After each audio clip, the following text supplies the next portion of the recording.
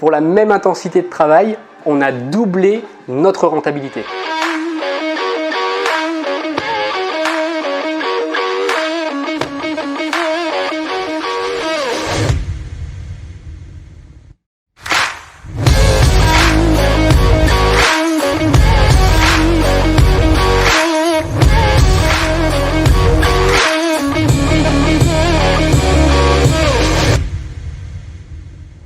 Bonjour à toutes et à tous, bienvenue dans ce nouveau reportage immobilier où aujourd'hui on va parler des vertus d'acheter des locaux commerciaux plutôt que de l'habitation. Pourquoi est-ce qu'on fait ce nouveau reportage? Tout simplement parce qu'on est en train de finaliser une boucle sur un des projets où on a acheté justement un local commercial à Villeurbanne.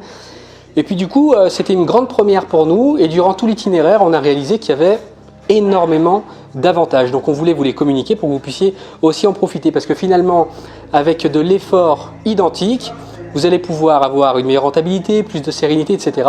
Et c'est pour ça qu'on va voir aujourd'hui les 5 raisons pour lesquelles vous devez acheter des locaux commerciaux. La première raison, c'est que ça vous apporte beaucoup plus de sérénité. Pourquoi? Parce que vous êtes sur un aspect juridique qui est différent. Ce n'est pas du droit d'habitation, c'est ce que l'on appelle du droit civil. Vous êtes sur un bail 369, donc si demain votre locataire décide pour X raison de partir, eh ben, il va devoir attendre les périodes triennales. Qu'est-ce que c'est qu'une période triennale? On signe un bail 3, 6, 9 et il va devoir attendre la période de 3 ans pour pouvoir en fait quitter son droit de jouissance du local commercial. Donc du coup ça c'est le premier point. Le deuxième c'est qu'ainsi il va être obligé de trouver son remplaçant. Demain vous avez un local commercial qui est exploité en boulangerie. L'exploitant décide de vendre sa boulangerie à un autre exploitant, il va vendre son fonds de commerce, le nouvel exploitant va arriver dans vos locaux pour exploiter sa propre boulangerie et du coup il aura trouvé votre remplaçant qui continuera à payer vos loyers. Contrairement à l'habitation où si vous avez une sortie, il va falloir mettre une nouvelle annonce immobilière, faire la première rencontre, signer le bail de location, etc., etc. Donc ça vous dégage vraiment énormément de temps libre et vous êtes beaucoup plus serein parce que si demain votre locataire évite de payer et il décide de partir avant la fin de la période triennale, il vous doit financièrement toute la période triennale, ce qui apporte quand même un sacré coussin financier. La deuxième raison, c'est que lorsque vous achetez des locaux commerciaux, on va pas dire doubler, mais vous augmentez quand même considérablement la rentabilité. Vous allez comprendre pourquoi lors du troisième point, mais je vais essayer de l'énumérer assez simplement. Tout simplement parce qu'on n'est plus du coup dans de l'habitation, mais dans de l'immobilier de commerce. Donc votre exploitant va vendre, pour le cas d'une boulangerie, des croissants, du pain, etc., réaliser un chiffre d'affaires. Donc le loyer va représenter finalement une petite partie infime de son chiffre d'affaires, peut-être 5%, 4%, 8%, ce qui est vraiment peu, contrairement à de l'habitation où pour quelqu'un qui gagne 1500 € et qui paye 750 € de loyer, ça représente quand même 50%, donc c'est énorme. Voilà. Donc quand vous avez finalement un locataire qui loue votre local commercial, vous pouvez assez raisonnablement quand même, pour ne pas exagérer, mais augmenter le loyer pour avoir une rentabilité correcte qui ne viendra pas freiner son activité commerciale et qui vous permettra de pouvoir rembourser finalement votre emprunt bancaire plus rapidement. Le troisième point, on y vient tout de suite, ça vient de pair avec celui-ci, c'est très important. Lorsque vous achetez un local commercial, vous pouvez imputer sur votre locataire la taxe foncière et les charges. Ce qui est énorme parce que dans de l'habitation, une taxe foncière pourra représenter pratiquement un mois de loyer, voire sur certains endroits un petit peu plus, et ça vient finalement réduire énormément votre taux de rentabilité. Alors que dans du locaux commerciaux, ce qu'il y a de génial, c'est que vous pouvez en fait finalement doubler votre rentabilité facilement et avoir très peu de différence entre la rentabilité brute et la rentabilité nette. Désolé pour le téléphone qui sonne, ça va s'arrêter, mais on va poursuivre la vidéo parce que c'est quand même la mission principale. Le quatrième point, qui est très très important lorsque vous achetez, merci Tanguy, lorsque vous achetez des locaux commerciaux, c'est que en dehors de la rentabilité, en dehors de la sérénité, en dehors du fait de pouvoir répercuter des taxes foncières, il y a quelque chose de merveilleux qui s'appelle le pas de porte. Je m'explique, demain votre locataire décide de partir parce qu'il n'a pas trouvé preneur, il n'a pas trouvé son remplaçant, donc il va vous laisser le local dans l'état et il va partir pour pouvoir faire une nouvelle aventure. Vous vous retrouvez avec le local dans l'état. On reprend le cas de la boulangerie avec des fours de cuisson, etc. S'il n'a pas eu le temps de revendre ses outillages, vous allez même récupérer tous les outillages et du coup les outils de travaux. Et vous allez faire payer ce que l'on appelle un pas de porte au nouvel entrant.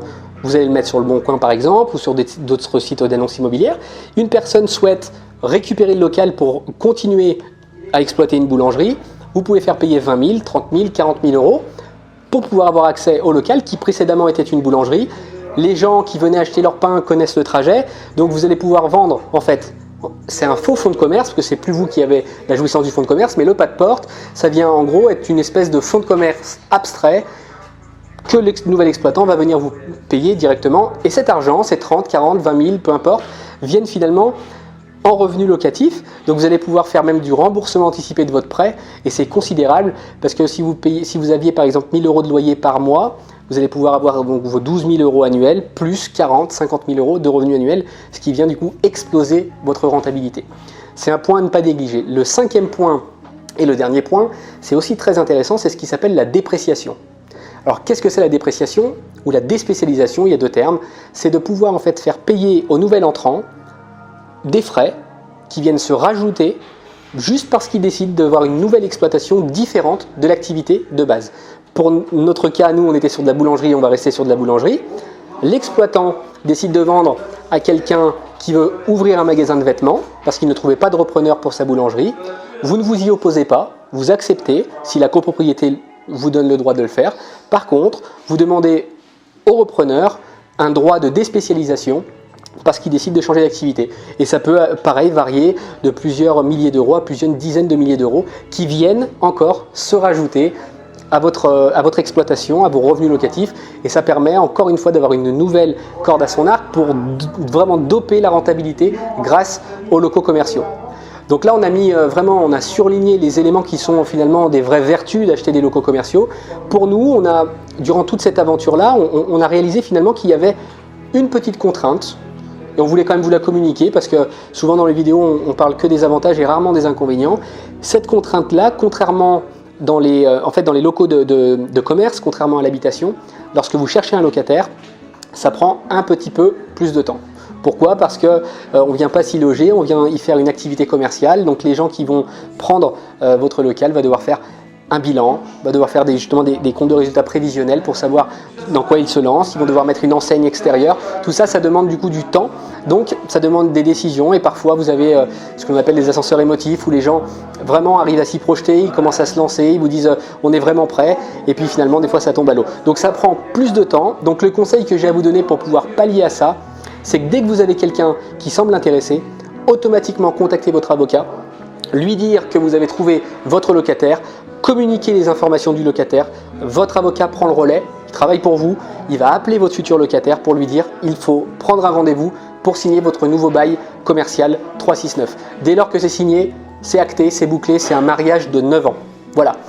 On a surligné les éléments qui nous semblaient importants dans cette vidéo. Pourquoi acheter des locaux commerciaux? Pour celles et ceux qui ont déjà acheté des locaux commerciaux, mettez-nous dans les commentaires peut-être d'autres raisons que vous connaissez et qu'on ne connaît pas. Ça fera plaisir et puis ça permettra de pouvoir les communiquer à toutes les personnes qui visionnent cette vidéo. Si vous ne l'avez pas fait, abonnez-vous à la chaîne, mettez vos impressions et puis on vous dit à très bientôt pour le nouveau reportage immobilier. Bye bye!